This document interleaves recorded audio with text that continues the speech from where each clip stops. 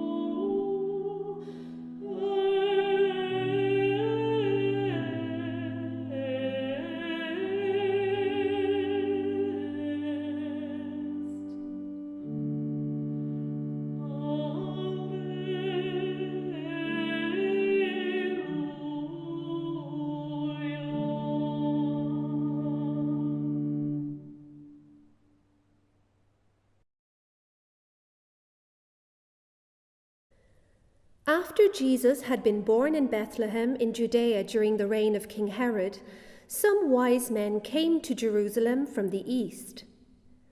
"Where is the infant King of the Jews?" they asked.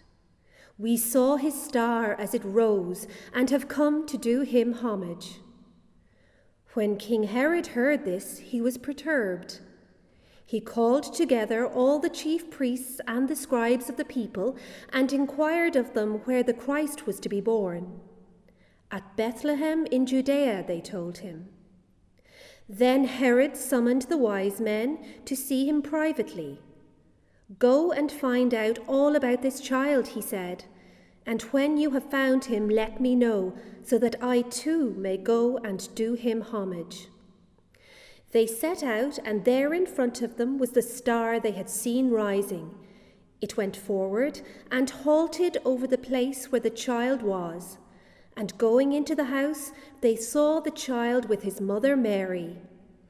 And falling on their knees, they did him homage. But they were warned in a dream not to go back to Herod. After they had left, the angel of the Lord appeared to Joseph in a dream and said, "Get up, take the child and his mother with you and escape into Egypt, and stay there until I tell you, because Herod intends to search for the child and do away with him." So Joseph got up and, taking the child and his mother with him, left that night for Egypt.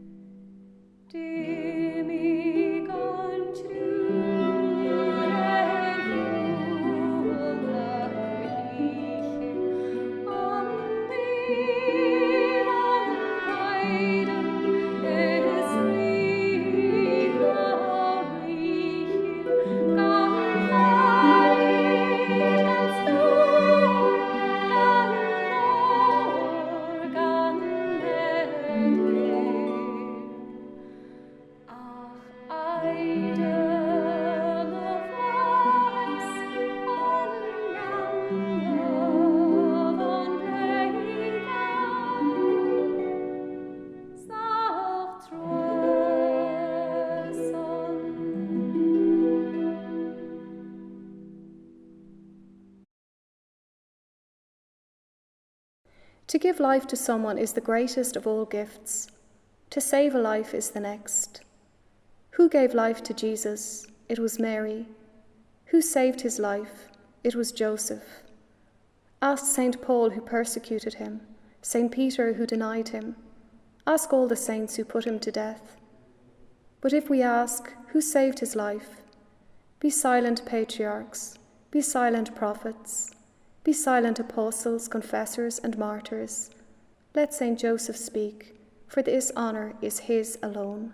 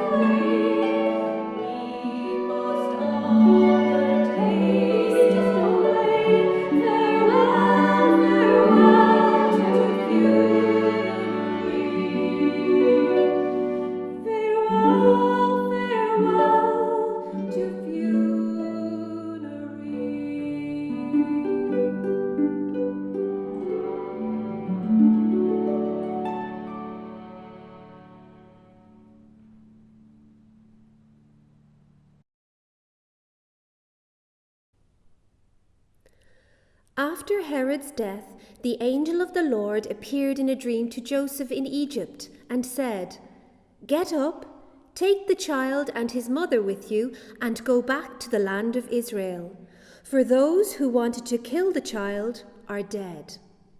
So Joseph got up and, taking the child and his mother with him, went back to the land of Israel.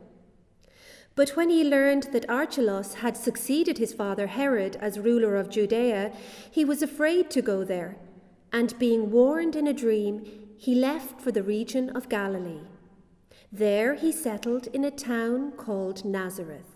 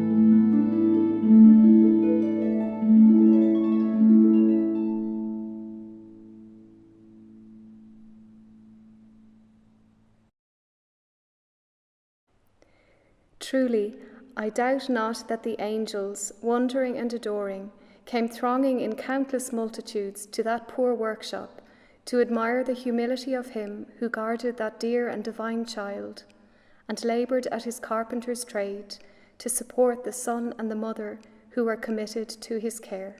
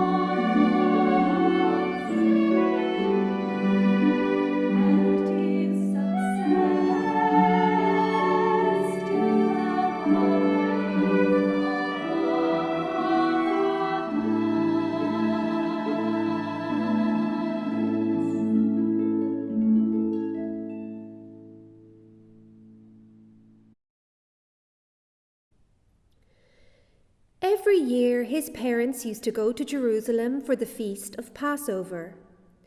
When Jesus was 12 years old, they went up for the feast as usual. When they were on their way home after the feast, the boy Jesus stayed behind in Jerusalem without his parents knowing it. They assumed he was with the caravan, and it was only after a day's journey that they went to look for him among their relations and acquaintances. When they failed to find him, they went back to Jerusalem, looking for him everywhere. 3 days later, they found him in the temple, sitting among the doctors and asking them questions. They were overcome when they saw him, and his mother said, "My child, why have you done this to us? See how worried your father and I have been looking for you." "Why were you looking for me?" he replied. "Did you not know that I must be busy with my father's affairs?" He then went down with them and came to Nazareth and lived under their authority.